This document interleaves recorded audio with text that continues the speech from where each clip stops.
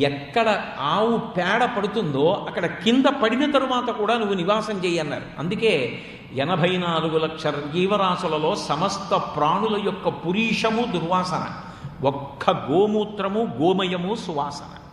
గోశాలల్లోకి వెడితే తెలుస్తుంది, సువాసన వస్తుంటాయి కడిగినా కూడా. ఎందుకని అంటే అది లక్ష్మీ స్థానం గోశాల. లక్ష్మీదేవి తిరిగేటటువంటి నేను చెప్పట్ల, వేదాలు చెప్పాయి, భారతం చెప్పింది, భీష్ముడు చెప్పాడు. ఆయనకన్నా గొప్పవాళ్ళం కాదుగా అవన్నీ కాదనడానికి. కాబట్టి అటువంటి లక్ష్మీదేవి ఎక్కడ మంచి లక్షణాలు ఉన్నాయో అక్కడ ఉంటుంది. మనసులో ఎప్పుడు క్రౌర్యం, ఎవరిని పాడు చేద్దాం, ఎవరిని అవమానిద్దాం, ఎవరిని వెటకారమాడదాం, ఈ బుద్ధి ఉన్నవాడి దగ్గర, ఉపకారం చేయించుకుని మరిచిపోయే కృతజ్ఞుడి దగ్గర నేను ఉండను. అటువంటి దోషాలు కనపడితే పూర్వపుణ్యం వల్ల వచ్చినా ఈ పాపం వల్ల వెంటనే వెళ్ళిపోతాను.